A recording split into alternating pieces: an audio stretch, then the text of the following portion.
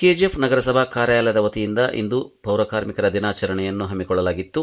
ಈ ಕಾರ್ಯಕ್ರಮದ ಮುಖ್ಯ ಅತಿಥಿಗಳಾಗಿ ಕ್ಷೇತ್ರದ ಶಾಸಕಿ ಡಾ ರೂಪಕಲಾ ಶಶಿಧರ್, ನಗರಸಭಾ ಅಧ್ಯಕ್ಷರಾದ ಇಂದಿರಾಗಾಂಧಿ ದಯಾಶಂಕರ್, ಸ್ಥಾಯಿ ಸಮಿತಿ ಅಧ್ಯಕ್ಷರಾದ ಡಾ ವಳ್ಳಲ್ ವಿ ಮುನಿಸ್ವಾಮಿ, ನಗರಸಭಾ ಸದಸ್ಯರಾದ ಪ್ರವೀಣ್ ಕುಮಾರ್ ಕರುಣಾಕರನ್, ಪೌರಾಯುಕ್ತರಾದ ಆಂಜನೇಯುಲು, ಎಡಬ್ಲ್ಯೂ ಗಂಗಾಧರ್, ವ್ಯವಸ್ಥಾಪಕರಾದ ಶಶಿಕುಮಾರ್, ಕಂದಾಯ ಅಧಿಕಾರಿ ಜಯರಾಮ್, ಆರೋಗ್ಯ ನಿರೀಕ್ಷಕರಾದ ಗೌರಿ, ಹರೀಶ್, ಪ್ರಿಯಾಂಕಾ, ಪೌರ ಕಾರ್ಮಿಕರ ಸಂಘದ ಅಧ್ಯಕ್ಷರಾದ ರಾಮು ಮತ್ತು ಪದಾಧಿಕಾರಿಗಳು, ಮುಖಂಡರಾದ ನಂದಕುಮಾರ್, ಪಾಂಡಿಯನ್, ವಿಜಯಕುಮಾರ್ ಹಾಗೂ ಇತರರು ಹಾಜರಿದ್ದರು.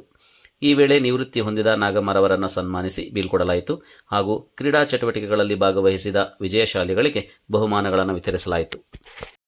ಎಲ್ಲ ನಗರ ಸ್ಥಳೀಯ ಸಂಸ್ಥೆಗಳಲ್ಲಿ ಪೌರ ಕಾರ್ಮಿಕ ದಿನಾಚರಣೆಯನ್ನು ಆಚರಣೆ ಮಾಡ್ತಾ ಇದ್ದೇವೆ.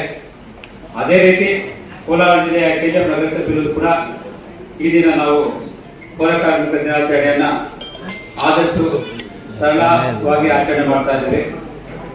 ಈ ಕಾರ್ಯಕ್ರಮಕ್ಕೆ ನಮ್ಗೆ ತುಂಬಾ ಸಂತೋಷ ತರೋದಂದ್ರೆ ಮಾನ್ಯ ಶಾಸಕ ಆಗಮಿಸಿದ್ದಾರೆ.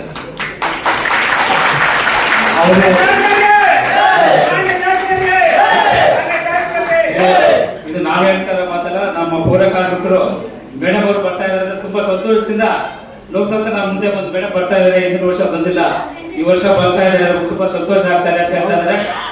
ಆ ಸಂತೋಷ ಸ್ಟಾರ್ಟ್ ಅನ್ಸುತ್ತೆ ನಮ್ಗೆಲ್ಲ ಪೌರ ಕಾರ್ಮಿಕರು. ನಮ್ಗೆ ಅವ್ರು ಬಂದಿರೋದ್ರೆ ನಮ್ಗೆ ಸಂತೋಷ.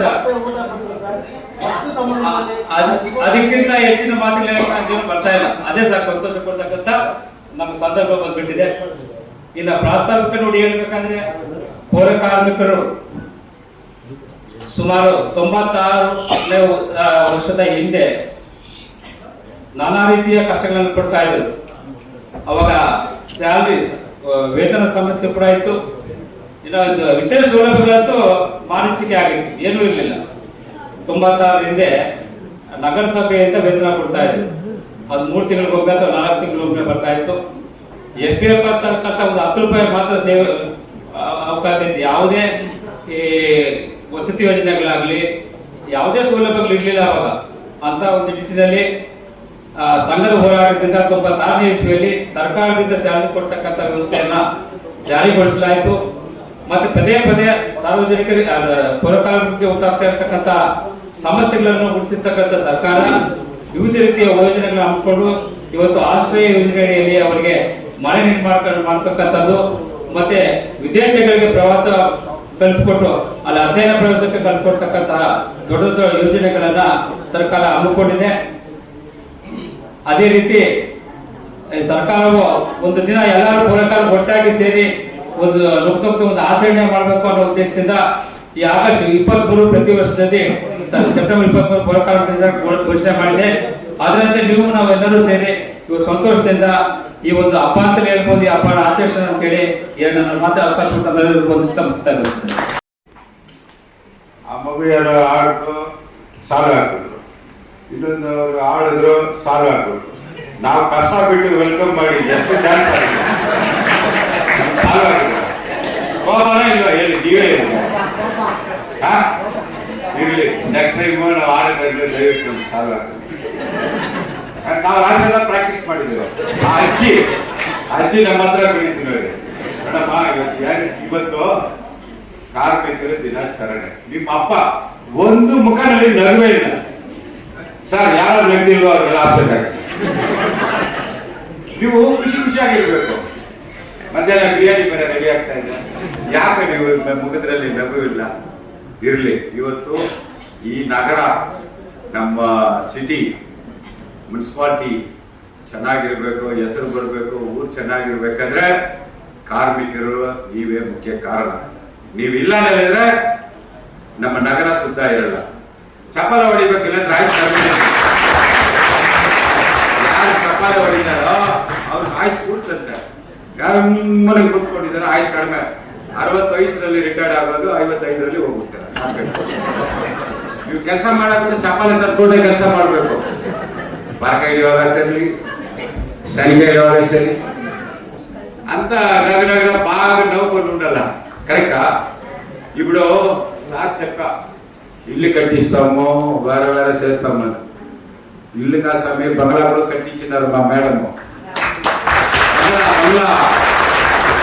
ఈ ಕರ್ನಾಟಕ ರಾಜ್ಯದಲ್ಲಿ ನಮ್ಮ ಪೌರ ಕಾರ್ಮಿಕರಿಗೆ ನಾವು ಸೂರಪಲ್ಲಿನಲ್ಲಿ ಕಟ್ಟಿರೋ ಮನೆ ಬಂಗಲಾನೇ ಇಲ್ವಾ? ಬಂಗಲಾನೇ. ಅದಕ್ಕೆ ಎಷ್ಟು ಸತಿ ಅವರು 9 ಮಾಡಿ ಲಿಫ್ಟ್ಗಳು ಕೆಲಸ ಮಾಡಲ್ಲ. ಒಂದು ಟೈಮ್ನಲ್ಲಿ ಕರೆಂಟ್ ಹೋಗ್ಬಿಡುತ್ತೆ. ಆ ಟೈಮ್ನಲ್ಲಿ ಅದರಲ್ಲಿ ಮೆಟ್ಲ್ ಮೇಲೆ ಹತ್ತಿ ಮೆಟ್ಲ್ ಮೇಲೆ ಇದ್ದಿರೋದು ನನಗೆ ಗೊತ್ತು. ನನಗೆ ಗೊತ್ತಿರೋ ವಿಷಯನೇ ಹೇಳ್ತೀನಿ, ಗೊತ್ತಿರೋ ವಿಷಯ ಇರಲ್ಲ. ಎಷ್ಟೋ ಸತಿ ಹೋಗಿದ್ದೀನಿ ಅದ್ರ ಹತ್ರ ಫೈಟ್ ಮಾಡಿ ಆ ದುಡ್ಡಿಲ್ಲ ಅಂದ್ರೆ ಈ ದುಡ್ಡು ನಮ್ಮ ಪೌರ ಕಾರ್ಮಿಕ 59 ಮನೆ ಕೊಡ್ಬೇಕಂತ ಕೊಡ್ಸಿದ ಉದ್ದೇಶ. ಇದನ್ನ ಸುಳ್ಳ. ಇವತ್ತೆಲ್ಲ ನೀವು ಬಾಂಗ್ಲಾದಲ್ಲಿ ಅಫ್ಸರ್ನಲ್ಲಿ ಇದ್ದೀರಾ. ನಮ್ಮ ಹೊಟ್ಟೆ ಉರಿ. ನೆಕ್ಸ್ಟ್ ಜನ್ಮ ಇದ್ರೆ ನಮ್ಮ ಪೌರ ಕಾರ್ಮಿಕ ಮೇಡಮ್ ಇನ್ನೂ ಒಂದು 4 ಅಂತಸ್ತು ಕಟ್ಬಿಟ್ಟು ಅದ್ರ ಮೇಲೆ ಒಂದು ಮನೆ ಆಸೆ ದುರಾಸೆ ಇರುತ್ತಲ್ಲ ಮನುಷ್ಯನಿಗೆ. ನಾವು ಆಸೆ ಪಡೋದ್ರಲ್ಲಿ ತಪ್ಪೇನು? ಅದಕ್ಕೆ ಇವತ್ತು ಖುಷಿಯಾಗಿರ್ರಿ, ನಗಿತಾ ಇರಿ. ಮನೆಯಲ್ಲಿ ಹೋದ್ರೆ ಯಜಮಾನರು ಬಂದ್ಬಿಟ್ಟು ಜಗಳ ಆಗಿ ಇಂದಿರಾ ಕ್ಯಾಂಟೀನ್ ಕಳಿಸ್ಬೇಡಿ. ಯಾಕಂದ್ರೆ ಎಲ್ಲರೂ ಗೊತ್ತು. ಇವಾಗ ನನಗೊಂದು ಮಾಹಿತಿ ಬಂದಿದೆ. ಎಲ್ಲರೂ ಬಂದ್ಬಿಟ್ಟು ನಂತರ ಕೂದಲುಗಳೆಲ್ಲ ಬಂದ್ಬಿಟ್ಟು ಕಡಿಮೆ ಇಟ್ಕೊಡ್ತಾರಂತೆ. ಏನಕ್ಕಂದ್ರ ಎತ್ತಿಗೆ ಕೂದಲು ಸಿಕ್ಬಾರ್ದಂತ ಇದ್ರೆ ಅಲ್ಲಾಡ್ಸ್ಬಿಡ್ತಾರೆ. ನನ್ನ ಮಗನೇ ಕುಡಿತೀಯಾ, ನಿನ್ ಕೂಡ ಹಾಕಕ್ಕ ಹೋಗುವಂತ. ಅದಕ್ಕೆ ಕಟಿಂಗ್ ಶಾಪ್ ನಲ್ಲಿ ಒಂದು ರೂಲ್ಸ್ ಬಂದ್ಬಿಟ್ಟಿದೆ, ಕೂದಲೆಲ್ಲ ಕಡಿಮೆ, ಎತ್ತಿ ಕೈ ಹಾಕಿದ್ರೆ ಸಿಕ್ಬಾರ್ದು. ನಮ್ ಮೇಡಮ್ ಒಳ್ಳೆ ಕೆಲಸ ಮಾಡಿದ್ದಾರೆ. ನೀವು ಯಾರು ಜಗಳ ಮಾಡಿ ಮನೆ ಬಿಟ್ಟು ಕಳಿಸ್ತಿರೋ ಅವ್ರಿಗೆ ಇಂದಿರಾ ಕ್ಯಾಂಟೀನ್ ಇದ್ದೇ ಇರುತ್ತೆ. ಮೇಡಮ್ ಒಳ್ಳೆ ಕೆಲಸ ಮಾಡಿದ್ದಾರೆ. ಕರೆಕ್ಟ್ ಆಗಿಲ್ವಾ? ಹೋಯ್ತವ ಇಂದಿರಾ ಕ್ಯಾಂಟೀನ್ಗೆ. ಅದಕ್ಕೆ ನೋಡಪ್ಪ, ನಮ್ಮ ಉದ್ದೇಶ ಅಂತ ತಿಳಿಸಿದ, ಹುಟ್ಟೋದು ಉಚಿತ, ಸಾಯೋದು ಖಚಿತ. ನಾವು ಹುಟ್ಟುವಾಗ ನಮ್ಮ ಮಾವನ್ ಬಂದ್ರ, ಪಕ್ಕದ ಮನೆ ಬಂದ್ರ, ಚಿಕ್ಕಪ್ಪ ಬಂದ್ರ ನಾವು ನೋಡ್ತೀವ, ನಮ್ಗೆ ಗೊತ್ತಾಗತ್ತಾ? ಇಲ್ಲ. ನಾವು ಸಾಯ್ತೀವಿ. ನಮ್ಗೆ ಯಾರು ಬರ್ತಾರ ಗೊತ್ತಾ? ನಮ್ ಫ್ರೆಂಡ್ ಎಲ್ಲ ಈಗ ಕೂತಿರ್ತಾರ, ಅವರೇ ನಮ್ ಸಾವು ಬರಲ್ಲ. ಇರೋವರೆಗೆ ನಮ್ಮ ಮನುಷ್ಯ ಇರೋವರೆಗೆ ಚೆನ್ನಾಗಿರ್ಬೇಕು. ಇರೋವರೆಗೆ ನೀವು ಕೂಡ ನಮ್ಮ ಊರು, ನಮ್ಮ ಮುನ್ಸಿಪಾಲಿಟಿ, ನಮ್ಮ ಕಮಿಷನರ್, ನಮ್ಮ ಶಾಸಕರು, ನಮ್ಮ ಪ್ರೆಸಿಡೆಂಟ್, ಹಂಗೆ ನಮ್ಮ ಎತ್ತಿ ಇನ್ಸ್ಪೆಕ್ಟರ್ ಹಂಗೆ ಹೇಳ್ಬಿಟ್ಟು ನೀವೆಲ್ಲ ದುಡಿಬೇಕು. ನಿಮ್ಮ ದುಡಿಮೆಗೆ ಯಾವತ್ತೂ ನಿಯಂತ್ರಕ್ಕೆ ಬರ್ತದೆ, ಸಿಕ್ಕೇ ಸಿಗುತ್ತೆ. ನೋಡಿ, ಯಾವ ಊರಿನಲ್ಲಿ ಅಪಾಯಿಂಟ್ಮೆಂಟ್ಸ್ ಅಲ್ಲ. ನಮ್ಮ ಶಾಸಕರ ಮನಸ್ಸಿಂದ ಅವ್ರು ಹೇಳ್ಬೇಕಾದ್ರೆ ಸ್ವಲ್ಪ ಹೇಳ್ಬಿಡ್ತೀವಿ. 35 ಜನ ಫಸ್ಟ್ ನೀವು ಅಪಾಯಿಂಟ್ಮೆಂಟ್ ಆಗಿದ್ರೆ ಇಲ್ವಾ? ಹೊಸೂರು. ಅದೇ ತರ ಒಂದು 55 ಜನ ಈ ವರ್ಷದಲ್ಲಿ ಅಪಾಯಿಂಟ್ಮೆಂಟ್ ಮಾಡ್ಕೊಟ್ಟಿದ್ದಾರೆ. ಯಾವ ಊರಿನಲ್ಲಿ ಇಷ್ಟು ಇದಿದೆ? ಈ ಊರಿನಲ್ಲಿ ನಿಮ್ ಮೇಲೆ ಕನಿಕರ ಇದೆ, ಕಷ್ಟ ಬೀಳ್ತೀರಾ. ಅದಕ್ಕೋಸ್ಕರ ಮೇಡಮ್ ಬಂದ್ಬಿಟ್ಟು ನಿಮ್ಗೆ ಅಪಾಯಿಂಟ್ಮೆಂಟ್ಸ್ ಎಲ್ಲ ಕೊಟ್ಟಿದ್ದಾರೆ. ಇನ್ನ ಟೆಂಪರರಿ ಯಾರು ಇದ್ದಾರೋ ಅವ್ರಿಗೂ ನಿಮ್ಗೆಲ್ಲ ಉದ್ಯೋಗ ಬಂದ್ಬಿಟ್ಟು ಪರ್ಮನೆಂಟ್ ಆಗ್ಬೇಕಾದ್ರೆ ದುಡಿಬೇಕು. ಏನು ದುಡಿಬೇಕು? ನಗರ ಬಂದ್ಬಿಟ್ಟು ಸ್ವಚ್ಛತೆನಲ್ಲಿ ನಾವು ಫಸ್ಟ್ ಬರ್ಬೇಕಾದ್ರೆ ನೀವು ಚಾಲೆಂಜ್ ತಗೋಬೇಕು. ಯಾರು? ನೀವಿಲ್ಲಂದ್ರೆ ನಾವಿಲ್ಲ. ಸುಮ್ನೆ ನಾವು ಅಧಿಕಾರ ಮಾಡ್ಬೋದು, ನಿಮ್ನ ಬೈಬೋದು, ಅದು ಮಾಡ್ಬೋದು, ಇದು ಮಾಡ್ಬೋದು. ಬಿಡಾಗ ನೀವಿಲ್ಲ ಅಂದ್ರೆ ನಮ್ ನಗರ ಬಂದ್ಬಿಟ್ಟು ಸ್ವಚ್ಛತೆ ಇಲ್ಲ. ಅದಕ್ಕೋಸ್ಕರ ನೀವು ಇನ್ನ ಇಂಟ್ರೆಸ್ಟ್ ತಗೊಂಡು ನಮ್ಗೆ ಹೆಸರು ತಂದು ನಮ್ಮ ಊರನ್ನ ನೀವು ಕಾಪಾಡಬೇಕು. ಎಂಜಿಲಿ ಇರ್ತೀರಾ, ಕಸ ಗುಡಿಸ್ತೀರಾ, ಎಲ್ಲ ಬಂದ್ಬಿಟ್ಟು ಬೇಜಾರಿಲ್ಲ. ಅದು ದೇವ್ರ ಕೆಲಸ. ನೀವು ಮಾಡ್ತಾ ಇರೋದು ದೇವ್ರ ಕೆಲಸನೇ ಇಲ್ವಾ? ನೀವು ಮಾಡ್ತಾ ಇರೋದು ದೇವ್ರ ಕೆಲಸ. ಅದರಿಂದ ನೀವೆಲ್ಲ ಬಂದ್ಬಿಟ್ಟು ಇನ್ನ ದುಡಿಬೇಕು, ಚೆನ್ನಾಗಿರ್ಬೇಕು. ತಿರ್ಗಾ ಮುಖ ಇಟ್ಕೊಂಡ್ಬಿಡ್ರಿ, ಸ್ವಲ್ಪ ನಗಿರಿ.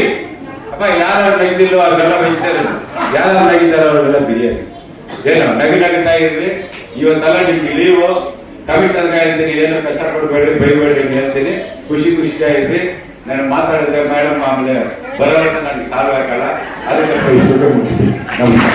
ಜೊತೆಯಲ್ಲಿ ಪೌರ ಕಾರ್ಮಿಕರ ದಿನಾಚರಣೆ ಅಥವಾ ಪೌರ ಕಾರ್ಮಿಕರ ಹಬ್ಬನ ಆಚರಣೆ ಮಾಡಬೇಕು ಅನ್ನುವಂತ ಸರ್ಕಾರದ ಮಹತ್ವಾಕಾಂಕ್ಷಿ ಆಲೋಚನೆಗೆ ಗೌರವಿಸ್ತಾ ಪೌರ ಕಾರ್ಮಿಕರ ದಿನ ಅಂತ ಅವರನ್ನು ಸ್ಮರಿಸಬೇಕು. ವರ್ಷದಲ್ಲಿ ಒಂದಿನ ಅವ್ರ ಸೇವೆಗಳನ್ನ, ಅವರು ಬೆಳಗ್ಗೆ ಇದ್ರೆ ಏನು ಮಾನವನ ಕುಲಕ್ಕೆ ಅವರ ಸೇವೆ ಏನು, ಅದೆಷ್ಟು ಮಹತ್ವದ್ದು ಅನ್ನುವಂತ ವಿಚಾರದ ಬಗ್ಗೆ ಸರ್ಕಾರದ ನಡೆ ಮತ್ತೆ ಸರ್ಕಾರದ ವಿಚಾರವಂತಿಕೆ ಬಗ್ಗೆ ಗೌರವವನ್ನು ಸೂಚಿಸುತ್ತಾ ಪೌರ ಕಾರ್ಮಿಕರನ್ನ ನಾವು ಶ್ರದ್ಧೆಯಿಂದನೂ ಮತ್ತೆ ಬಹಳ ಗೌರವದಿಂದನೂ ನಾವು ಅವ್ರ ಬಗ್ಗೆ ನಡ್ಕೋಬೇಕು ಅಂತ ನಾನು ಹೇಳ್ತೀನಿ. ಪೌರ ಕಾರ್ಮಿಕರಿಗೆ ಏನ್ ಶಿಸ್ತಿದೆ ಫಸ್ಟ್ ಅರ್ಥ ಮಾಡ್ಕೋಬೇಕು. ಬೆಳಗ್ಗೆ ಅವರು ಎಲ್ಲರೂ ಬೆಳಗ್ಗೆ 7ಕ್ಕೆ ಮುಂಚೆ ಅವ್ರು ಹೇಳ್ತಾರೆ 4 ಗಂಟೆಗೆ ಹೇಳ್ತಾರೋ 3 ಗಂಟೆಗೆ ಹೇಳ್ತಾರೋ ಗೊತ್ತಿಲ್ಲ. 5 ಗಂಟೆ ಒಳಗಡೆ ಅವರು ಅವ್ರ ಕೆಲಸದಲ್ಲಿ ತಲ್ಲೀನರಾಗಿರ್ತಾರೆ. ಇಂಥ ಎಲ್ಲ ಕಷ್ಟಗಳನ್ನ ಮಾಡ್ಕೊಂಡು ಬರ್ತಾ ಇರೋಂಥವ್ರಿಗೆ ಸರ್ಕಾರದಲ್ಲಿ ಕೆಲವೊಂದ್ಸತಿ ಸವಲತ್ತುಗಳೇ ಸಿಕ್ಕಿರಲ್ಲ. ಬಹಳ ವರ್ಷಗಳ ಹೋರಾಟದ ಫಲವಾಗಿ ಈಗ ಅವರಿಗೆ ಅಪಾಯಿಂಟ್ಮೆಂಟ್ ಸಿಗ್ತಾ ಇದೆ. ಅದಾದ್ಮೇಲೆ ಸೌಲಭ್ಯಗಳಿಗೂ ಕೂಡ ಕುಂಠಿತರಾಗಿರ್ತಾರೆ, ಸೌಲಭ್ಯಗಳು ಕೂಡ ಅವ್ರಿಗೆ ಯಾವುದು ಸಿಕ್ಕಿರಲ್ಲ. ನನ್ನ ಕೆಜಿಎಫ್ ಕ್ಷೇತ್ರಕ್ಕೆ ಸೀಮಿತವಾಗಿ 119 ಜನಕ್ಕೆ ಅಪಾಯಿಂಟ್ ಆಗಿದ್ದಾರೆ. 119 ಜನ. ಅದರಲ್ಲಿ 59 ಜನಕ್ಕೆ ಮಾತ್ರ ಗೃಹ ಭಾಗ್ಯ ಯೋಜನೆಯಲ್ಲಿ ಅವರಿಗೆ ಮನೆಯನ್ನ ನಾವು ಮಾಡಿದೀವಿ. ಗೃಹ ಭಾಗ್ಯ ಯೋಜನೆಯಲ್ಲಿ 59 ಜನಕ್ಕೆ ಮಾತ್ರ. ಇನ್ನೂ 60 ಜನ ಬಾಕಿ ಇದ್ದಾರೆ. ಇನ್ನ 60 ಜನಕ್ಕೆ ನಾವು ಗೃಹ ಭಾಗ್ಯ ಯೋಜನೆ ಅಡಿಯಲ್ಲಿ ಸೈಟ್ ಅನ್ನ ಅಲಾಟ್ ಮಾಡಿ ಸರ್ಕಾರದಲ್ಲಿ ಅನುದಾನನ ತಗೊಂಬಂದು ಅವರಿಗೂ ಕೂಡ ನಾವು ನಿವೇಶನನ ಹಂಚಿಕೆ ಮಾಡ್ಬೇಕು, ಕಟ್ಟಬೇಕು. ಇನ್ನೂ ನಾವೇ ಅಷ್ಟು ಬಾಕಿ ಇದ್ದೀವಿ. ಅದರ ಜೊತೆಯಲ್ಲಿ ನಾವು ಅವರ ಆರೋಗ್ಯದ ಬಗ್ಗೆ ಕಾಳಜಿಯನ್ನ ವಹಿಸ್ಬೇಕು. ಅವರಲ್ಲೂ ಕೂಡ ಏನೆಲ್ಲ ಒಳ್ಳೆ ವಿಚಾರಗಳಿದಾವೆ ಅನ್ನೋಂಥದನ್ನ ಆ ಕಾರ್ಯಕ್ರಮ ಮಾಡಿದಾಗ ಮಾತ್ರ ನಮ್ಗೆ ಗಮನಕ್ಕೆ ಬರುತ್ತೆ. ಅವರಲ್ಲಿ ಎಷ್ಟು ಜನ ಏನೆಲ್ಲ ಅವರಲ್ಲಿ ಟ್ಯಾಲೆಂಟ್ ಇದೆ, ಅವರು ಕೂಡ ಅದೇ ಕೆಲಸನೇ ಮಾಡ್ಕೊಂಡಿದ್ರು ಕೂಡ ಎಷ್ಟೆಲ್ಲ ಬೇರೆ ಬೇರೆ ವಿಚಾರದಲ್ಲಿ ಆಸಕ್ತಿ ಇದೆ, ಅದನ್ನ ಎಷ್ಟು ಚೆನ್ನಾಗಿ ಪ್ರದರ್ಶನ ಮಾಡ್ತಾರೆ ಅನ್ನೋದಕ್ಕೆ ನಾವಿವತ್ತು ಕಾರ್ಯಕ್ರಮ ಶುರು ಮಾಡಿದಾಗ ಅದೇ ಒಂದು ಆ ಮಗುನ ಎಷ್ಟು ಚೆನ್ನಾಗಿ ತಂದೆ ಬೆಳಗ್ಗೆ ಎದ್ರೆ 5 ಗಂಟೆಗೆ ಕಸ ಗುಡಿಸ್ತಾ ಇರ್ತಾರೆ. ಆದ್ರೆ ಆ ಮಗುನ ಒಂದು ಭರತನಾಟ್ಯ ದೇವರದ್ದು ಒಂದು ಪ್ರಾರ್ಥನೆ ಮಾಡೋದಾಗ್ಲಿ, ಒಂದು ವಿದ್ಯೆ ಕಲಿಸೋದಾಗ್ಲಿ ಆ ತಂದೆಗೂ ಆಸೆ ಇದೆ ತನ್ನ ಮಗಳನ್ನ ಏನ್ ಮಾಡ್ಬೇಕು ಅಂತ ಅಂದ್ಬಿಟ್ಟು. ಅದು ಏನ್ ಸೂಚಿಸುತ್ತೆ ಅಂದ್ರೆ, ನಾನು ಕಸ ಗುಡಿಸೋ ಕೆಲಸ ಮಾಡಿದ್ರು ಕೂಡ ನನ್ನ ಕನಸು ನನ್ನ ಮಗನ ಒಂದಿನ ಏನೋ ಒಂದು ದೊಡ್ಡ ವ್ಯಕ್ತಿಯನ್ನ ಮಾಡ್ಬೇಕನ್ನುವಂತ ಕನಸಿಗೆ ಸರ್ಕಾರ ಸ್ಪಂದಿಸ್ತಾ ಇದೀವ, ನಾವು ಸ್ಪಂದಿಸ್ತಾ ಇದೀವ ಅನ್ನೋದಕ್ಕೆ ಇದೊಂದು ದೂರದೃಷ್ಟಿಯ ಕಾರ್ಯಕ್ರಮ ಅಂತ ನೋಡಬಾರ್ದು. ಒಂದು ತಂದೆ ತಾಯಿಗೆ ಮಕ್ಕಳ ಭವಿಷ್ಯದ ಬಗ್ಗೆ ಎಷ್ಟು ದೂರದೃಷ್ಟಿ ಇದೆ ಅಂತ.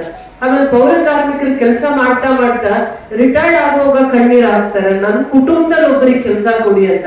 ನಾನು ಈ ಕೆಲಸ ಮಾಡಿದೆ ಅಂತ ಅವ್ರು ಕಣ್ಣೀರ್ ಹಾಕಲ್ಲ. ಅವರಲ್ಲಿರೋ ದೊಡ್ಡ ಗುಣನ ನೋಡಿ ನಾನು ಈ ತಾಯಿಗೆ ಗೌರವ ಕೊಡ್ತಾ ಇದ್ದೆ, ಅವ್ರು ರಿಟೈರ್ಡ್ ಆಗಿದ್ದಾರೆ ಅಂತ ಹೇಳ್ತಾ ಇದ್ರು. ಅವ್ರು ಪರ್ಮನೆಂಟ್ ಆಗೂ ಇರ್ಲಿಲ್ಲ, ಅವರಿಗೆ ಪರ್ಮನೆಂಟ್ ನೇಮಕಾತಿ ಕೂಡ ಆಗಿಲ್ಲ. ಆದ್ರೂ ಸರ್ಕಾರದಲ್ಲಿ ಅವರಿಗೆ ಒಂದು ಸವಲತ್ತು ಮಾಡಿದ್ದಾರೆ, ಅದೊಂದು ಆದೇಶ ಆಗಿದೆ. ಒಂದೇ ಸರಿ ಒಂದು ಸುತ್ತು ನಿಧಿ ತರ ಅವರಿಗೆ ಒಂದು ಉಪಧನ ತರ 7 ಲಕ್ಷ 7ರಿಂದ 8 ಲಕ್ಷ ಅವರಿಗೆ ದುಡ್ಡು ಒಂದೇ ಸತಿ ಬರುತ್ತೆ. ಯಾರು ಅಂತ ಸೇವೆ ಮಾಡ್ಕೊಂಡು ಬಂದಿದ್ದಾರೆ ಬಹಳ ವರ್ಷಗಳ ಕಾಲ, 20, 25, 30 ವರ್ಷಗಳ ಕಾಲ ಸತತವಾಗಿ ಪೌರ ಕಾರ್ಮಿಕರಾಗಿ ನೀವು ಕಾಂಟ್ರಾಕ್ಟ್ ಅಲ್ಲಿ ಕೆಲಸ ಮಾಡಿದೀರಾ ಅಥವಾ ನೇರವಾಗಿ ನೇಮಕಾತಿ ಆಗಿದ್ದೀರಾ. ನೇರವಾಗಿ ನೇಮಕಾತಿ ಆಗಿರೋರು 35 ಜನ ನನಗೆ ತಿಳಿದಾಗೆ. ಕಳೆದ ವರ್ಷ ಆಗಿರುವಂತದ್ದು ನೇರವಾಗಿ ನೇಮಕಾತ. ಆದ್ರೆ 30-35 ವರ್ಷಗಳಿಂದ ಕೆಲಸ ಮಾಡ್ಕೊಂಡು ಬರ್ತಾ ಇರುವಂತವ್ರು ರಿಟೈರ್ಡ್ ಆದ್ಮೇಲೆ ಅವ್ರಿಗೂ ಒಂದು ಉಪಧನ ಅಂತ ಸರ್ಕಾರದ ಎಷ್ಟೋ ವರ್ಷಗಳ ಹೋರಾಟ ಫಲವಾಗಿ ನಿಮ್ಗೆ ಇವೆಲ್ಲ ಸೌಲಭ್ಯಗಳು ಸಿಗ್ತಾ ಬರ್ತಾ ಇದೆ ಅಂತ ಹೇಳ್ತಾ ಇದ್ದಾರೆ. ನಿಮ್ಮ ಧ್ವನಿಯಾಗಿ ನಿಮ್ಮ ನೋವನ್ನು ಕೂಡ ಅರ್ಥ ಮಾಡ್ಕೊಂಡು ಇಲ್ಲಿನ ಅಧಿಕಾರಿಗಳು ನಿಮ್ಗೆ ಏನೇನು ವಿಶೇಷವಾಗಿ ಸೌಲಭ್ಯಗಳಿದಾವೆ ಬರುವಂತ ದಿನಗಳಲ್ಲಿ ಆಶ್ರಯ ಯೋಜನೆ ಜೊತೆಯಲ್ಲಿ ಇಡೀ ಕೆಜಿಎಫ್ ಜನಕ್ಕೆ ನಾವು ನಿವೇಶನ ಭಾಗ್ಯವನ್ನ ಕೊಡೋ ಜೊತೆಯಲ್ಲಿ ನಿಮಗೆ ಗೃಹ ಭಾಗ್ಯದ ಯೋಜನೆಯನ್ನ ಯಶಸ್ವಿಯಾಗಿ ಮಾಡುವಂತ ಕೆಲಸನ ನಾವು ಬರುವಂತ ದಿನಗಳಲ್ಲಿ ಮಾಡ್ತೀವಿ. ಶಾಶ್ವತವಾಗಿ ನಿಮ್ಗೆ ಏನೇನು ನಿಮ್ಮ ಕುಟುಂಬಗಳನ್ನ ಸುಧಾರಣೆ ಮಾಡ್ಲಿಕ್ಕೆ, ನಿಮ್ಮ ಮಕ್ಕಳ ವಿದ್ಯಾಭ್ಯಾಸಕ್ಕೆ, ನಿಮ್ಮ ಜೀವನವನ್ನ ಸುಧಾರಣೆ ಮಾಡ್ಲಿಕ್ಕೆ, ನಿಮ್ಮ ಆರೋಗ್ಯವನ್ನು ಹಿತದೃಷ್ಟಿಯನ್ನ ಇಟ್ಕೊಂಡು ಅಂದ್ರೆ ನಿಮ್ಮ ಆರೋಗ್ಯದ ಬಗ್ಗೆ ಕಾಳಜಿನೂ ವಹಿಸಿ ನಾವು ಇಷ್ಟೆಲ್ಲಾ ವಿಚಾರಗಳಲ್ಲಿ ಜವಾಬ್ದಾರಿಯಿಂದ ನಡ್ಕೊಳ್ಳಿ ಅಂತ ಅಂದ್ಬಿಟ್ಟು ಯಾರು ಅಧಿಕಾರ ವರ್ಗದಲ್ಲಿ ನಗರಸಭೆ ಅಧ್ಯಕ್ಷರು, ಸ್ಥಾಯಿ ಸಮಿತಿ ಅಧ್ಯಕ್ಷರು ಅವ್ರ ಬಗ್ಗೆ ಖುಷಿಯನ್ನ ತೋರಿಸೋದು, 2 ನಿಮಿಷ ಮಾತಾಡೋದಲ್ಲ. ಮತ್ತೆ ಅಧಿಕಾರಿ ವರ್ಗದವರು ಏನು ಪ್ರಾಮಾಣಿಕವಾಗಿ ಅವರಿಗೆ ಸೌಲಭ್ಯಗಳು ಮುಟ್ಟಬೇಕಾಗತ್ತೆ, ಅದರಲ್ಲಿ ಪ್ರಾಮಾಣಿಕತೆಯನ್ನ ತೋರಿಸೋಣ. ಅವರನ್ನ ನಾವು ಎಲ್ಲಿ ಗೌರವ ಕೊಡ್ಬೇಕು, ಯಾವ ಜಾಗದಲ್ಲಿ ಅವರನ್ನ ಅಭಿನಂದಿಸ್ಬೇಕು, ಯಾವ ಜಾಗದಲ್ಲಿ ಬುದ್ಧಿ ಹೇಳ್ಬೇಕು, ಶಿಸ್ತಾಗಿ ಕೆಲಸ ತಗೋಬೇಕು, ಇಷ್ಟು ಕೂಡ ನಾವು ಕಾರ್ಯರೂಪಕ್ಕೆ ಮಾಡ್ಬೇಕು ಅಂದ್ರೆ ಅವರು ನಮ್ ಗೌರವನ ಉಳಿಸುವಂತವ್ರು ಆಗ್ಬೇಕಾಗತ್ತೆ. ಅದಾದ್ಮೇಲೆ ಹಿಂದೆ ಕೆಜಿಎಫ್ ಅಲ್ಲಿ ಹಿಂದೆ ಕಾರ್ಯಕ್ರಮಕ್ಕೆ ಬಂದಿಲ್ಲ ಅಂತ ಹೇಳ್ತಾ ಇದ್ರು ಸ್ವಲ್ಪ ಜನ. ನಾನ್ ನಿಮ್ ಬಗ್ಗೆ ಇವತ್ತು ಅದೇ ಅಭಿಮಾನ ಇದೆ, ಹಿಂದೇನು ಸೈನ್ ಹಾಕ್ಬಿಟ್ಟು ಹೊರಟೋಗ್ತಾ ಇದ್ರು. ಸೈನ್ ಹಾಕ್ಬಿಟ್ಟು ಎಲ್ಲಿರ್ತಾ ಇದ್ರು ಗೊತ್ತಿಲ್ಲ, ಅಟೆಂಡೆನ್ಸ್ ಸೈನ್ ಹಾಕಿ ಕೆಲಸ ಮಾಡಕ್ಕೆ ಅವರಿಗೆ ಹಂಗಂದ್ಬಿಟ್ಟು ಎಷ್ಟು ಜನ ಪ್ರಾಮಾಣಿಕವಾಗಿ ಕೆಲಸ ಮಾಡ್ತಾ ಇದ್ದಾರೆ, 10 ಜನ 20 ಜನ ಆತರ ಮಾಡ್ತಾ ಇದ್ರು. ಆ ಒಂದ್ ಕಾರಣದಿಂದ ನಿಮಗೂ ಆ ಅಪವಾದ ಬಂದ್ಬಿಡ್ತು ಅಷ್ಟೇ, ಬಿಟ್ರೆ ಬೇರೆ ಏನೂ ಕಾರಣ ಇಲ್ಲ. ನಿಮ್ ಬಗ್ಗೆ ಅಭಿಮಾನನೂ ಇದೆ, ಗೌರವನೂ ಇದೆ, ಏನೇನು ಒಳ್ಳೇದು ಸರ್ಕಾರದಿಂದ ಮಾಡಕ್ಕಾಗತ್ತೆ. ಯಾಕಂದ್ರೆ ನೀವು ಯಾರಂದೇನೂ ಬಾಯಿ ತೆಗೆದು ಮಾತಾಡಲ್ಲ, ನಿಮ್ ಕೆಲ್ಸ ಆಯ್ತು, ನಿಮ್ಗೆ ಆ ಡಿಸಿಪ್ಲಿನ್ ನಾನು ನೋಡ್ತೀನಿ. ಇದು ಒಂದು ಯಾರಲ್ಲಿ ಕಲ್ತ್ವಿ ಅಂದ್ರೆ ಬಸವಣ್ಣವರು ಮಾತ್ರ. ಕಾಯಕವೇ ಕೈಲಾಸ, ಆ ಸೋಷಿಯಲ್ ರಿಫಾರ್ಮರ್ಸ್ ನೀವು ಕೂಡ ಅಂತ ಹೇಳ್ಬೋದು. ಎಲ್ಲೋ ಕಸ ಬಿದ್ದಿರುತ್ತೆ, ಯಾರೋ ದುರಹಂಕಾರವಾಗಿ ಕಸ ಹಾಕಿರ್ತಾರೆ, ತನ್ನ ಮನೆ ಕಸ ತಗೊಂಡ್ಬಂದು ಎಷ್ಟೋ ಸತಿ ಚರಂಡಿಯಲ್ಲಿ ಸುರಿದಿರ್ತಾರೆ, ಆದ್ರೂ ಕೂಡ ಅವ್ರಿಗೆ ಏನೂ ಅನ್ಸಲ್ಲ, ಬಂದು ನೀಟಾಗಿ ಕಂಪ್ಲೇಂಟ್ ಮಾಡ್ತಾ ಇರ್ತಾರೆ. ಬಟ್ ಈ ಹೆಣ್ಮಕ್ಳು ಎಲ್ಲಂದ್ರೆ ಹಿಡಿದು ಒಂದು ಮೇಸ್ತ್ರಿ ಇದ್ದಾರೆ ಅಥವಾ ಹೆಲ್ತ್ ಇನ್ಸ್ಪೆಕ್ಟರ್ ಇದ್ದಾರೆ ಅಂದ್ರೆ ಎಲ್ಲಿ ಕರ್ಕೊಂಡು ಹೋಗಿ ನಿಲ್ಸಿದ್ರೆ ಬಟ್ಟೆ ಕೂಡ ಹಾಕೊಳ್ಳಲ್ಲ, ಕಸ ತೆಗಿತಾ ಇರ್ತಾರೆ. ಇಷ್ಟು ನಾವು ನಮ್ ಕಸನೇ ನಾವು ತೆಗಿಯಲ್ಲ, ನಮ್ ಕೆಲ್ಸಗಳೇ ಎಷ್ಟೋ ಸತಿ ಮಾಡ್ಕೊಳಲ್ಲ. ಇಡೀ ಜಗತ್ತಲ್ಲಿ ಇಡೀ ಎಲ್ಲಾ ರಾಜ್ಯಗಳಲ್ಲೂ ಕೂಡ ಪೌರ ಕಾರ್ಮಿಕರು ಒಬ್ಬರು ಮಾತ್ರ ಎಂತ ವಿಚಾರದಲ್ಲಿ ಎಷ್ಟು ತಾಯಿಯಿಂದ ಇನ್ನೂ ಅಕ್ಕರೆಯಿಂದ ಕೆಲಸ ಮಾಡೋದನ್ನ ನಾನು ನೋಡಿದೀನಿ.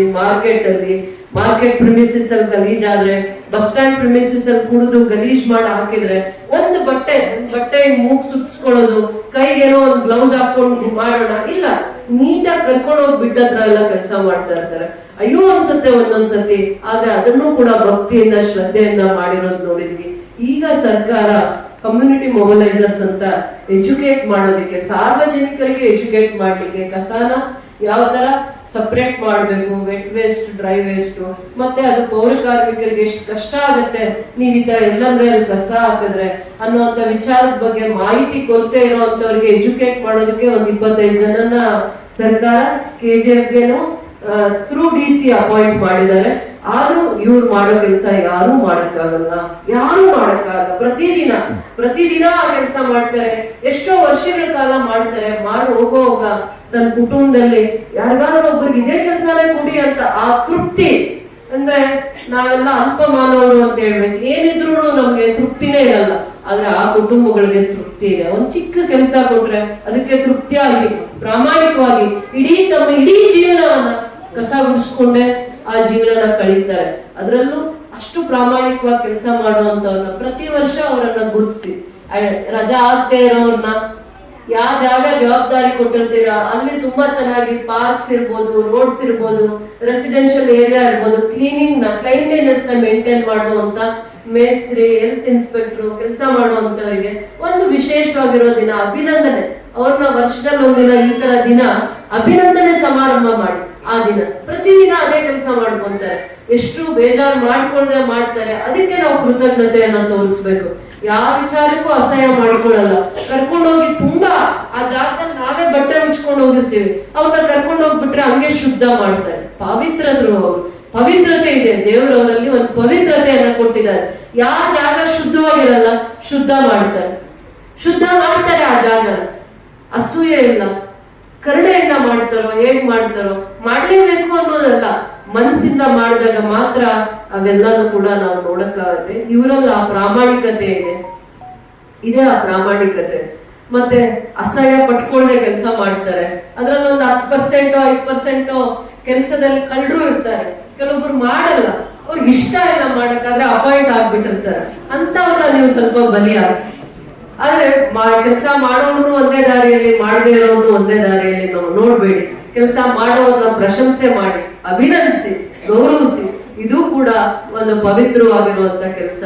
ನಗರನ ನಾನ್ ಹೇಳೋಕ್ ಮುಂಚೆ, ನಮ್ ಕಮಿಷನರ್ ಹೇಳಕ್ ಮುಂಚೆ, ನಿಮ್ಮನ್ನ ಯಾವಾಗ್ಲೂ ನಗ್ಸೋ ಸ್ಟ್ಯಾಂಡಿಂಗ್ ಕಮಿಟಿ ಅಧ್ಯಕ್ಷರು ಹೇಳಕ್ ಮುಂಚೆ ನೀವು ನಗರಕ್ಕೆ ಒಂದು ರೂಪವನ್ನ ಕೊಡ್ತೀರ. KGF ಬಿಟ್ರೆ ಫಸ್ಟ್ ಹೇಳೋ ತರ KGF ಇವತ್ತಿಲ್ಲ ಅಂತ ಹೇಳ್ತಾರೆ.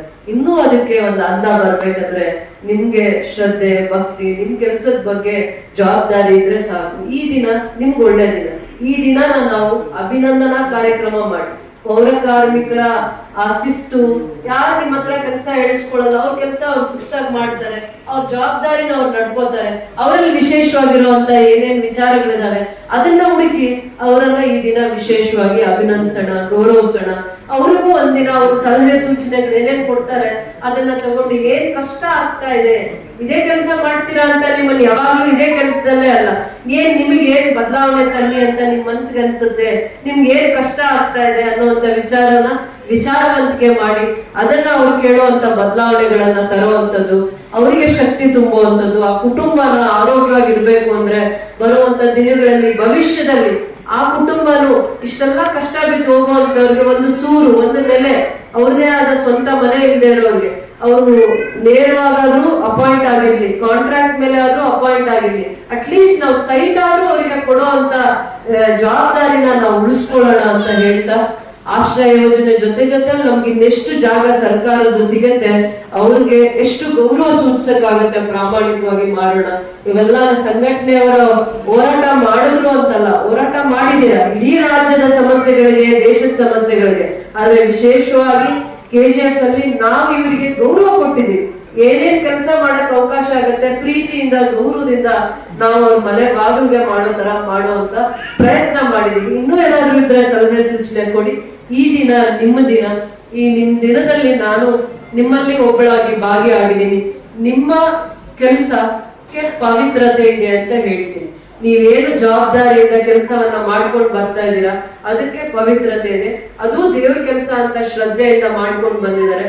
ಬಸವಣ್ಣನವರ ಒಂದು ಹಿತ ನುಡಿಗಳು, ಬಸವಣ್ಣನವರ 500 ವರ್ಷಗಳ ಹಿಂದೆ ಅವರ ಒಂದು ಸಂಕಲ್ಪ ಏನಿತ್ತು ಅದರ ಆದಿಯಲ್ಲಿ ನಡೆಯುವಂತವ್ರು ನೀವು ಅಂತ ನಾನು ನಿಮ್ಮನ್ನು ಸ್ಮರಿಸುತ್ತಾ ಗೌರವಿಸುತ್ತಾ, ಈ ದಿನ ಕಾಯಕವೇ ಕೈಲಾಸ ಅಂತ ನಂಬಿ ಬದುಕುವಂತವ್ರು ಇಡೀ ರಾಜ್ಯದಲ್ಲಿ ಯಾರಾದ್ರೂ ಇದ್ರೆ ಪೌರ ಕಾರ್ಮಿಕರು ಮಾತ್ರ ಅಂತ ನಾನು ಒಳ್ಳೆದಾಗ್ಲಿ, ಶುಭ ಹಾರೈಸ್ತೀನಿ. ಬರುವಂತ ದಿನಗಳಲ್ಲಿ ನಿಮ್ಮಲ್ಲಿ ವಿಶೇಷವಾಗಿರುವಂತ ಪ್ರತಿಭೆಗಳನ್ನ ಈ ಸ್ಟೇಜ್ ಅಲ್ಲಿ ನಾವು ನೋಡ್ತೀವಿ. ಇನ್ಮೇಲೆ ಕಾರ್ಯಕ್ರಮ ಅಂದ್ರೆ ನಿಮ್ಮನ್ನ ಅಭಿನಂದಿಸೋದೇ ಕಾರ್ಯಕ್ರಮ, ನಿಮಗೆ ಗೌರವಿಸೋದೇ ಒಂದು ಕಾರ್ಯಕ್ರಮ. ನಿಮ್ಮ ಕಷ್ಟ ಸುಖಗಳಿಗೆ ನನ್ನ ಆದಿಯಾಗಿ ಕಮಿಷನರು ಇಲ್ಲಿ ಯಾರು ಆಯ್ಕೆ ಆಗಿ ಒಂದು ಜವಾಬ್ದಾರಿ ಸ್ಥಾನದಲ್ಲಿ ಕೂತಿರ್ತಾರೋ ಅವರು ನಮ್ಮೆಲ್ಲರದು ಜವಾಬ್ದಾರಿ. ನಿಮ್ಮ ಸಮಸ್ಯೆಗಳಿಗೆ ಏನು ಸ್ಪಂದಿಸಿದೀವ, ಕಷ್ಟ ಸುಖಕ್ಕೆ ಸ್ಪಂದಿಸಿದೀವ ಅನ್ನುವಂಥದ್ದೇ ಇನ್ನೂ ಒಂದ್ ದಿನಾನ ನಾವು ಜವಾಬ್ದಾರಿಯಿಂದ ಮಾಡ್ತೀವಿ ಅಂತ ಹೇಳ್ತಾ, ಒಂದು ದಿನ ಇವರಿಗೆ ಅಂತ ವಿಶೇಷವಾಗಿ ಒಂದು ಅರ್ಧ ದಿನ ಹೆಲ್ತ್ ಕ್ಯಾಂಪ್ ಅಂತ ಮಾಡಿ, ಇನ್ನೊಂದು ಅರ್ಧ ದಿನ ನಾವು ಇವ್ರ ಜೊತೆ ಕುತ್ಕೊಂಡು ಇವ್ರ ಸಮಸ್ಯೆಗಳನ್ನ ಬಗೆಹರಿಸುವಂತ ದಿನಾನು ನಾವು ಮಾಡೋಣ ಅಂತ ಹೇಳ್ತಾ, ಈ ಕಾರ್ಯಕ್ರಮನ ಯಶಸ್ವಿಯಾಗಿ ಅಚ್ಚುಕಟ್ಟಾಗಿ ಆಯೋಜನೆ ಮಾಡಿ ನಿರೂಪಣೆ ಮಾಡಿ, ಇದನ್ನು ಕೂಡ ನನ್ಗೆ ಇವತ್ ಬಂದಾಗ ಒಂದ್ ಮಗು ಹಾಡು ಹೇಳ್ತು, ಅದನ್ನ ಕೇಳಿ ಖುಷಿ ಆಯ್ತು. ಇನ್ನೊಂದ್ ಮಗು ನಾನು ಮುಂದೆ ಕುತ್ಕೊಂಡು ಅಲ್ಲಿ ನೋಡ್ಬೇಕಾಗಿತ್ತು, ಏನು ಗೊತ್ತಾಗಲ್ಲ ಇನ್ನು ಕೂಡ, ಆದ್ರೂ ಆ ಮಗು ತುಂಬಾ ಚೆನ್ನಾಗಿ ಅಭ್ಯಾಸ ಮಾಡಿದೆ, ಭರತನಾಟ್ಯನೂ ಅಭ್ಯಾಸ ಮಾಡಿದೆ, ದೇವರ ಹಾಡಿಗೂ ಕೂಡ ತುಂಬಾ ಚೆನ್ನಾಗಿ ಅಭ್ಯಾಸ ಮಾಡಿದೆ. ಇಂಥ ಪ್ರತಿಭೆಗಳನ್ನ ನಾವು ನೋಡ್ಬೇಕು ಇನ್ನೂ ಹೆಚ್ಚು ಅಂತ ಹೇಳ್ತಾ ಎಲ್ಲರಿಗೂ ಒಳ್ಳೆದಾಗಲಿ. ಜೈ